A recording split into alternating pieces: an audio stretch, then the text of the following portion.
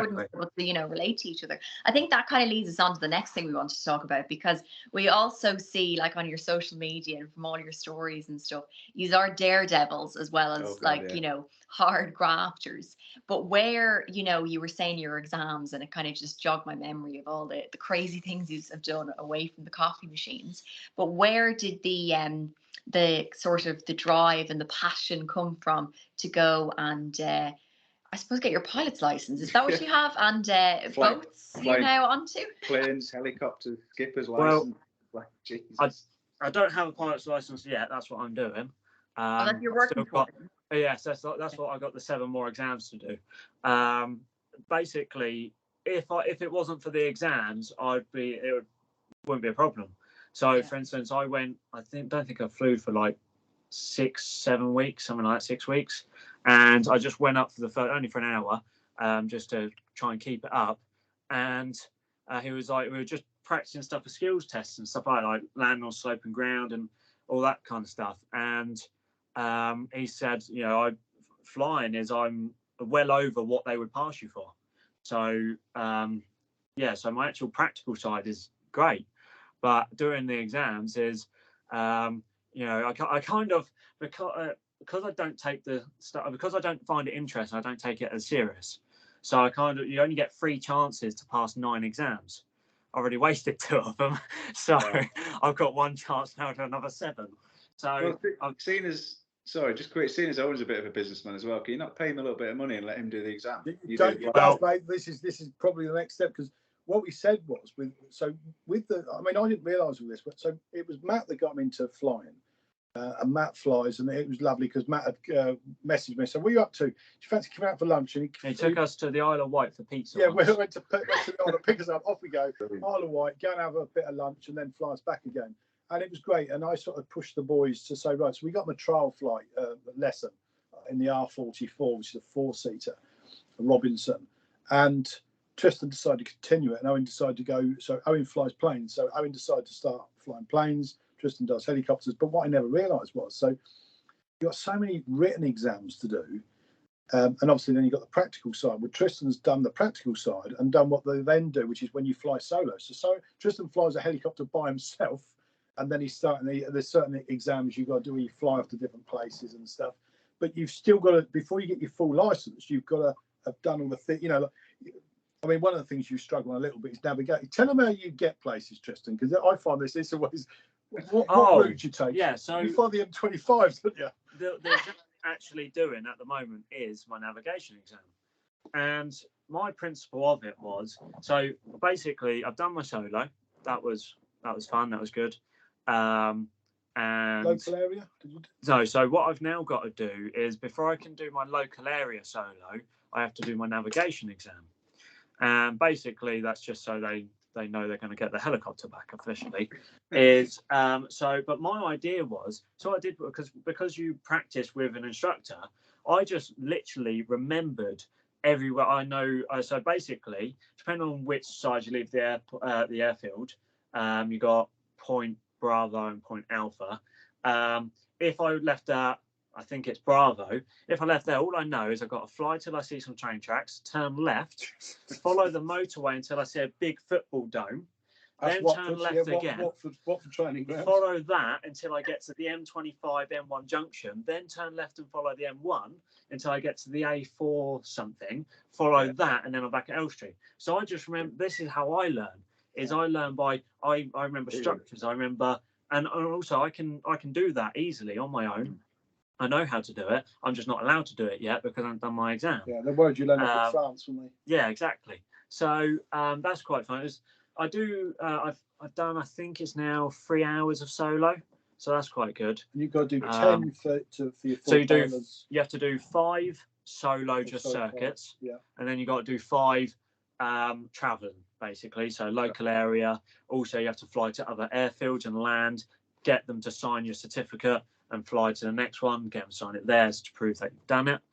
Because this is the other thing, again, I guess this is where I work a lot different to other people, is because I was going through the exam, they're like, you need to understand all this map reading. I'm like, why? You know, you've got sat navs now. It's easy. Yeah. And they were like, okay, well, they gave me an example, and apparently someone went up flying, and it's called Sky Demon. Apparently that failed because it got so hot. It's like a greenhouse in there. You're basically in a massive glass iPhone bubble, shuts down, doesn't it? and it shut down because it got too hot. And and the guy panicked, and I was like, well, that's easy. So, you know, in my head, I've already come up with different options on how to do it. It's like, one is for me, if I was flying, I'll just literally go on Google Maps. Because I said, look, you got the map in there with you. He's like, well, how do you know where you are? I was like, oh, easy. You know, for me, this is where I find it fun. This is where my element of fun is. This is why you're more practical, because you use a practical way of getting back rather than the... And also, it's like that, you're not stressed, but you've got, you know, it's everything's happening at that once. You've got to deal with it then, and that's where I work really well. So for me, I was like, right, I'll just get my phone out, log onto Google Maps, and that just gives you, that will pinpoint where you are. So that means all I've got to do is look at the map and go, oh, right, so you could see St. Albans there. So I now know roughly where I am on the map. That then gives you the fly zones that you're allowed to go into. So for me, I find that. And then the other thing, I was like, hold on a minute. You could just ask for help. You know, you just go on the radio and say, look, can you tell me where I am? And all they do is tell you, just guide you back. Yeah. So for me, I find that stuff, it doesn't really faze me. But this is, it's always like, it reminds me like when we were kids, you know, you pass your car test, don't you? And then you start learning to drive and they just go, get it passed as they want. And then you go out in the real world. And I think and at the moment, that's what you're trying to do to get through that. And also for me, it's like I've got basically in my mind on 3 things that would happen is what I just said then you ask, you know, just go through the radio. Or worst case, it's like the old Del Boy where you know, they're on their way to Hull, land somewhere and ask for directions. Yeah. You know, land in a farmer's field. You don't know where else to is, do you? Yeah. And then, it's that way. Right, see you later. So I think just go. With us, a lot of what I've tried to push the boys was experiences. So and again, you know, some people might look at what we do that, you know, I am very controlling, which I think you have to be when you run a company. Otherwise, you'd work for someone, wouldn't you? And so I think with them, it was always about push them to do things whether they wanted to do it or not, until they'd done enough of the particular thing, and then decide, actually, I like doing this, or no, I don't want to do it. But at least you tried it, and that was always the thing. So with them, because I flew to the office actually, that was quite fun. Yeah, that was my first navigation, and I really got that because I was doing it and I found it interesting. And because in my mind, I was just going to fly up the M1, follow that until I get to junction 14, and then turn left. He stops at traffic lights and everything. Exactly, you just hover there until it turns green, then you go. But for me, that's what I was going to do. But then something I didn't consider, which is again, I get why you got to know it, is that means you've got to then fly through controlled airspaces because of airports. So you've got Luton, which means you've then got to wait until they give you permission to then cross. You held up EasyJet. So I had to then learn how to then we flew around it all. So that was really interesting. But how they do it, and this is something I found fascinating because I actually was doing it. Before, when they were telling me, I didn't care and I didn't understand it. Basically, all you do is you've got a map and you draw a straight line. You then basically go, right, if I was flying 80 knots, how many minutes is that going to take me to get that many miles?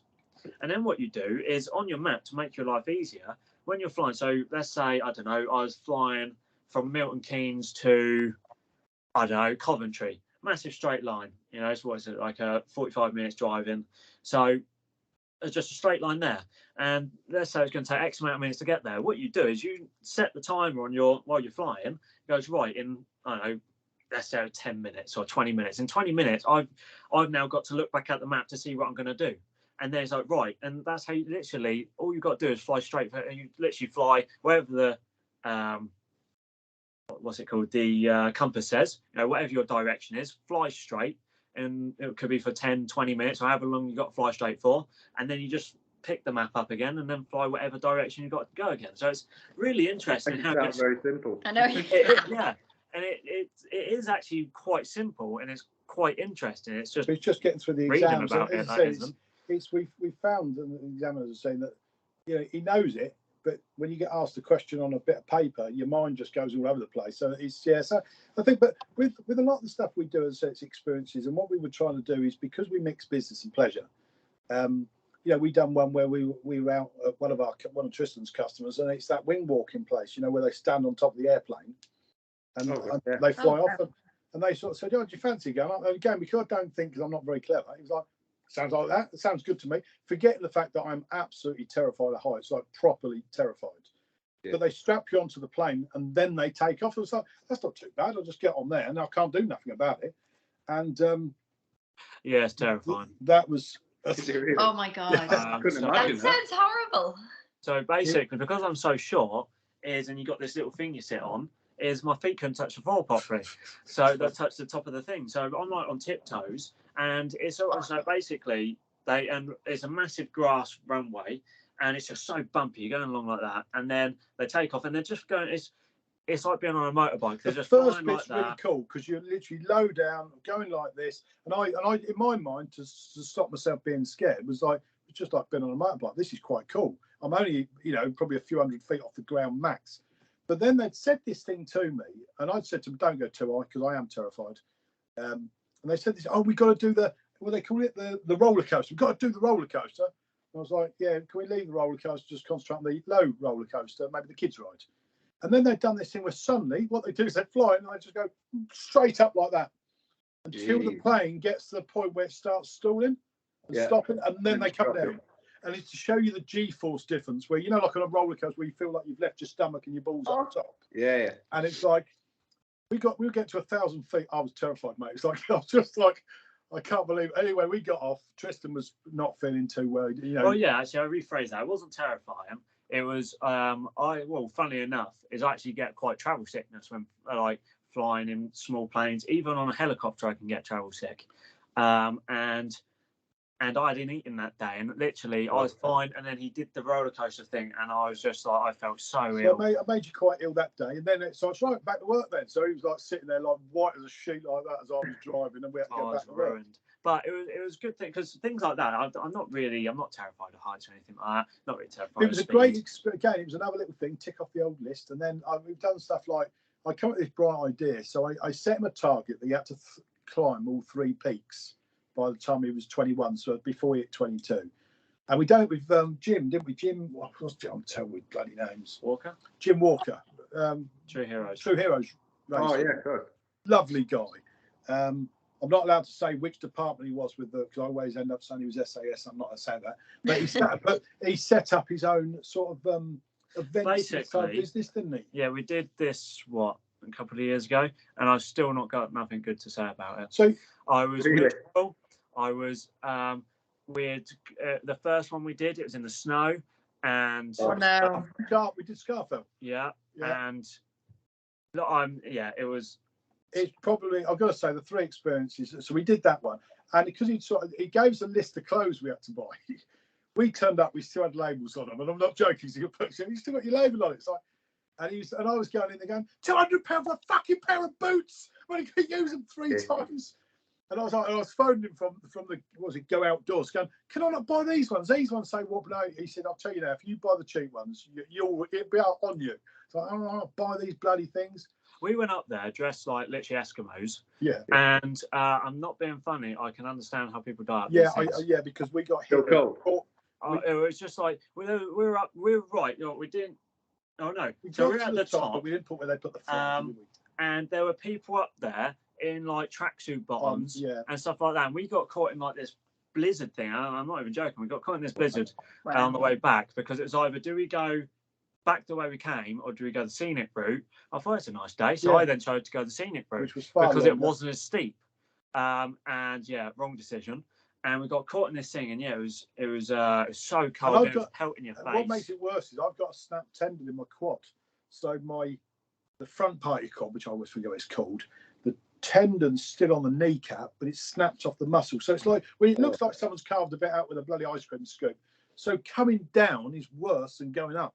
And I was like, look, I'll do it with you because I'm getting on a bit. So, if I don't do it, I'll never do it. So we did Scarfell. I fucking hated every step of the way, but we did that. Then we did Snowdon. And I sort of said, so we done Snowdon at night. And that was all right. Got up there, couldn't see a bloody thing. Couldn't see your hand in front of your face. So the whole thing was to see the world wake up. So I love being up before the sunrise and seeing all that. Oh, that was worth it. Yeah, so did Snowdon. Which was the last one? Ben Nevis? Then we did Ben Nevis. And I said, I know what we do. We've got a load of jobs up there. We'll get a load of the jobs done, and then we'll go and do the meet Jim, and then and we did that as a night climb. And what Jim sent us a list, right? You got your kit, haven't you? Yeah. He said, right, go to we were in a hostel because we couldn't find hotels in this hostel. Go and carb up, and then meet me at the car park. Well, I just went out. We had kebab and chips, which we now know was not the right thing to eat before you climbed. That's not carving up. That is not carving up, mate. And yeah, so you didn't speak for the first 2 hours. We I got there. woke him up. I said, "Come on, Jess, we're going up a mountain." He was like, "Oh, I'm not going to lie, I'm not a morning person, and I'm very. I've made you do that." I'm not. So if you've ever seen Friends, when Chandler answers the door to Monica and Rachel banging the thing and his ears all over, that is me. Yep. I don't speak, and it was midnight. We met yet. I didn't. I think after about 2.5, 3 hours walking up, he then got a grunt. Yeah. I was not in the. You weren't impressed, were you? I was just in. Yeah, and it was like, and the thing with Jim is, he's very like positive. It's like, yeah, when we get up there, it's gonna be amazing. Let's see sunrise, blah blah. It was foggy. I couldn't see anything. I'm like an idiot abroad. Yeah. I'm mate, just is. like that. He is. I used to love watching that. Mate, Yeah. honestly, when you watch Idiot Abroad, that's him. I took him to Hadrian's Wall once. Miserable. Right? We were going Literally. across country, and I kept seeing the signs for Hadrian's Wall. So I'd take you there. So we pulled into one, got out, said, "You got to understand what this all is, Hadrian's Wall." And he just went, "Just a bunch of rocks. I don't get what the interest is." I went, no, you don't understand. It's like, "Dad, just get back in the car. I won't go." And it's like, it's just like, that is literally what he's like. And we got to, so we done Ben Nevis. And again, for me, I hated every step, but it's that feeling that you've achieved at the end. I'm going to say, Yeah, it's worth it when you get something. back. That's the thing, isn't it? Yeah. No.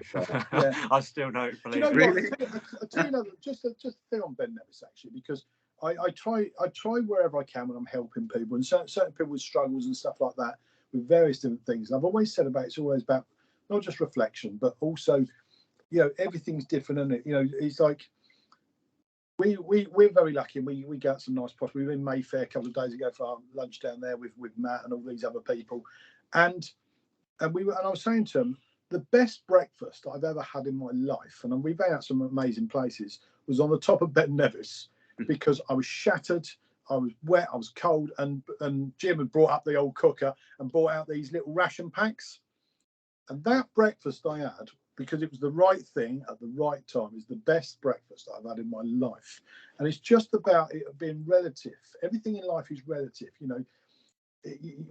So that to me, and it just sort of, I like to sometimes just remind myself that, what life's all about, really, which is why it's why I tend not to sleep. I sleep when I'm dead. I literally see sleeping as an absolute waste of time. I sleep enough to stay healthy, and that's it. That's all I needed to do. Yeah, I remember listening to, it was Eddie Murphy actually, and this actually stayed with me. And he said, so obviously when you're young, you think you got loads of time. It was like the average person only sees 75 summers, 75 winters, 75 autumns, etc. And when you actually put it into that, rather than 75 years, you only actually see 75 summers. It's true, and it makes you then remember. As I was doing solos, I was just building up solo hours. I was flying around and I was bored, and and when I get like that, I just start saying, "Oh, I wonder how fast I can take this thing," and stuff like that. And I'm then just like, just in my own little world, thinking, "I just bought another circle." But then it's like, you just got to remember is, there's people. It's like them photos you see on Facebook of the guy in the wheelchair looking down at someone walking down the street saying, "I wish I could walk." Him looking at someone on a pedal bike saying, "I wish I could ride that." So, all the way to the guy in the car looking at the Ferrari, looking at whatever it is. And it's so true. As I'm not there, you have to give yourself a slap sometimes. I'm lucky enough just to sit in one of these things, let alone to now fly it on my own. Same probably like for you is, I'm guessing when you're racing, sometimes it could probably, another certain, how many more I've got left to do. Whereas for people watching, it's, I'd love to do just one lap. I'd love to even walk the track. I always say to these two that this is why I get up early. I have to be up before the sunrise. I love to watch the sunrise. I'm just chuffed to wake up. There's a lot of people that won't wake up that particular morning, and so I feel that just for me to have done that, anything else happens in the day, I don't care when people go, "Oh, it's raining." I don't care. I don't care. It could be a blizzard. I'm alive. That's the first bit done and ticked off the old list. And then, as I say, with these two, it's about then just remembering what we've got, not remember what we haven't got. It's all very well, as I say, setting goals and everything else. But I think sometimes in life, we very quickly forget what we've got, what we've already achieved, instead of looking constantly for what's in the future. What's next, Yeah. I think it helps me, mate, looking at your page as well. Just You know, I wake up some mornings, I don't want to get out of bed. You know, I don't want to go to the gym or go to work or whatever it might be. And then I'm like just flicking through. I'm like, oh, fucking hell, Chris is up again. Right, I'm up. And it just gives me like a bit more enthusiasm, you know, to motivation to look at it and go, yeah, do you know what? I said, get up and go and do something. And yeah, we were out in London on Thursday, so we were very nicely taken out by our friend Matt, who wines us and dines us and takes us out. And he was saying to me he was struggling with his training a little bit, and I said to him about it. I said the difference between success and failure is, and I've always said this, I love training, so we quite often walk from here to the gym. It's about 4 or 5k, depending what route we take. So we normally try and get down here. If Tristan's not sleeping already, I try and be down here about 4:30, get some work done, and then leave for the gym and get that done. And sometimes we'll walk there. There's a floodplain, so we've ended up up to our waist in water because I forgot that it might be flooded. We've had to walk through that to get. And I'm like, I'm not turning around. We're doing it. We've done that. But the thing I love it when it's bad weather, because I look at it and think, what other moron is going to be up in the morning, walking 5k to a gym, soaking wet, training, and I feel like an underdog. So I find that, and I was saying this to my friend, is getting up and doing what we do. So if you take the gym, getting up and going to the gym when you don't want to. That's the difference between failure and success. Because I have a mindset, I don't care what's going on, I will be in that gym. Well, that's a discipline, isn't it? Is it? Okay, so so discipline. So it's like literally, I will be there, I'll do it. On the days where it's like sunny and everyone wants to be, the gym's packed. It's like, well, what were you like, guys? You know, when it's terrible and you don't. I mean, the gym we were training at, it had no heating, holes in the roof, not the one we're at now, Fierce. And no word of a lie, your hands used to stick to the bar. I remember you talking about that. Yeah, so and we'd still train, and I'd still wear shorts. Put more clothes on when you got there. Yeah, so it's like, and I would still train, and there weren't that many people in there in the morning. But it's like, yeah, we're here and we're doing what we've got to do, and then we'd come back. I've now got into all this cold showers, and I fucking hate the cold. But I've now got the Wim Hof. It's what? Sorry, Wim Hof. That's the guy that. Oh, is it? Made it famous. Yeah, you have to look it up. So basically, he said it's more of a health benefits thing, but it's like go to the cold and the cold won't come to you. So basically, just trying to keep your health. Yeah. I can't do it. I still can't do it. My mate Ross Connolly, he swears by it. 2 minutes every day. He'll have a cold shower. He'll have a normal shower and then turn it on. That's what I do. So freezing cold for 2 minutes.